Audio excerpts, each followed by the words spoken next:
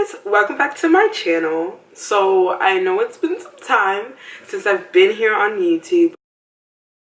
Life has just been completely crazy ever since I started graduate school, as if it wasn't already crazy enough. This is my big baby.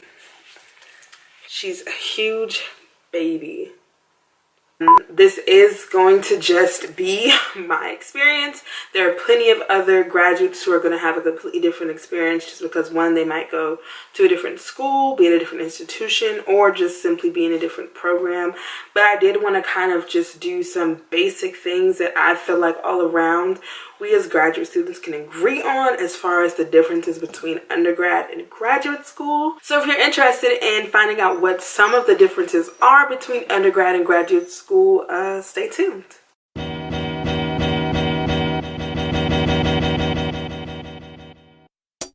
One of the major differences that I experienced when it came to undergrad and grad school was just simply the timing of classes.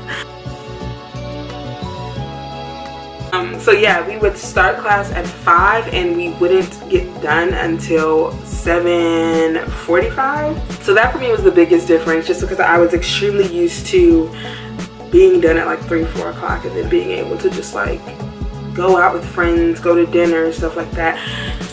Dinner. So if you weren't smart like I wasn't smart, you would forget all semester to bring your dinner to class or to eat. Would always forget to bring dinner or to eat directly before class so I wouldn't be hungry. So I come back to the house around 8 o'clock. Where's the food? I just need the food. And it's like 9 o'clock now and I'm eating dinner. Eating habits, out the door. Sleeping habits, out the door. But you know this, you've been in undergrad, so. So another big difference between undergrad and graduate school is the cohort size. So when you get to grad school, you learn a lot of fancy words and you're just like, oh, let me spice this sentence up with that. But really all the cohorts means is classmates. But your cohort size, or like the amount of classmates that you come in with, that's also a really huge difference. In undergrad, we had like 500 people, because it's a college, like you have a lot of people, thousands of people in your class, like the class of 16, the class of 17. And grad school, it was, okay, so the way that grad school works, let's do a little breakdown. It's like one big umbrella of like counseling, but then you have 2 different concentrations. So I am currently under the clinical mental health concentration. So in that cohort, which is that concentration, it's probably like 10 of us. The amount of people that you come into the program with is extremely small, and also you see those people all the time. Luckily for me, my cohort members are like amazing people, and so I've really just been blessed with the people who have been in there. They're extremely funny and petty. They're just the right amount of petty. I feel like we just vibe really well together, and I'm really excited that these are the group of people who I'm going to be able to call on when I get into my career. So when your wig be slipping, and y'all must go tell me my wig slipping. Fake. So the amount of people that you come into the program with is extremely small, and you have classes with those same people pretty much all the time, which is great, just because you know who you can rely on. Like if you're anything like me, you forget about assignments and readings and tests, so you can have like a little group me or messaging like, hey, what was doing this class? That was really cool. That's something that I liked. It's just having that support, whereas in undergrad sometimes I feel like you don't necessarily have that with your class members. The workload and the amount of work ethic, so this is going to be one of those things that's going to differ depending on the program that you're in, the school that you're in, just like a lot of the teachers that you have. It's just going to differ. It comes in waves.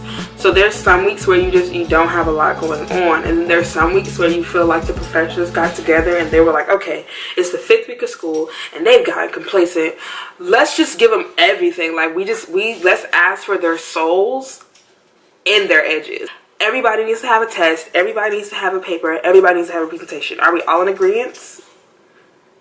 Cool. And it's like, yo, I didn't ask for this type of stress in my life. I think I tried to treat a lot of my coursework in grad school as if I was an undergrad and kind of BS it and finesse it.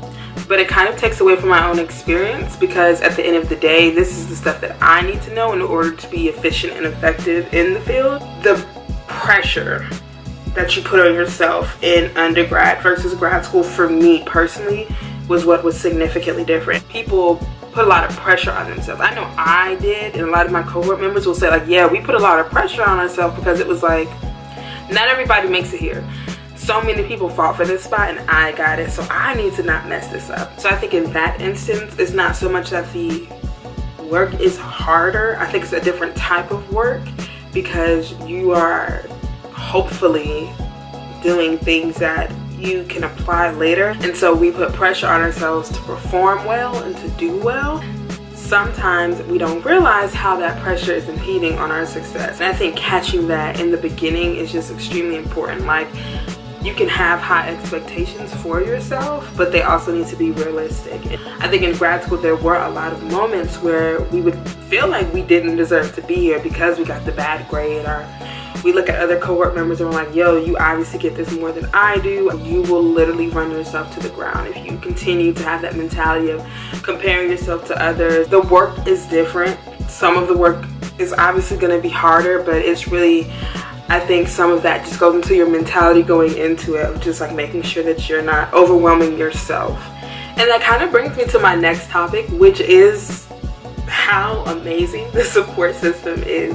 In grad school, I think because the cohort size is so small and because you have the same teachers pretty much throughout your whole program, they get to know you on a personal level, and it just becomes this amazing hub of support. And so I think that's one of the things that's different in a great way. It's just having that in a way that I didn't feel like I did when I was in undergrad. You're still broke. Yeah, you still live in that struggle life. You still living from paycheck to paycheck. And if you're anything like me and you have a graduate assistantship, you mad broke. You don't know how to manage your money, and you also have expensive taste. You stay broke. Like, you're still broke. So remember how you were broke in undergrad? Yeah, times 2 that. Another thing that pretty much stays the same is like, you still don't sleep. Yeah, what is sleep? Which brings me to the third thing that's the same. You still procrastinate. Here's the thing. If I procrastinated for 4 years, what makes you think I'm gonna stop? I'm a G at this procrastinating game. No, but seriously, if you procrastinated before, 9 times out of 10, you're gonna find yourself doing that. And I would advise you to not. I think another thing that's the same, but also kind of different, is you still need to have a good time. Just like you made time in undergrad, you need to make time in grad school. The only difference is you literally are going to have to make time. Like, you literally are going to have to be like, on this day, I ain't doing nothing. If you don't do self-care, you are going to burn out. And you have to make time for yourself in order for you to be successful. And that might mean just watching Netflix all day. That might mean going out with friends. Whatever it is that for you. Whatever it is for you that you're like, I really enjoy doing this, make that a priority at least once a week. Alright guys, so that's it for today's video. I hope that the topics that I talked about today were insightful and helpful. If there is anything that you want to talk about, or something that I missed that you're interested in talking more or knowing more about, please let me know in the comment section below. So thanks again guys for joining me, and see you next time.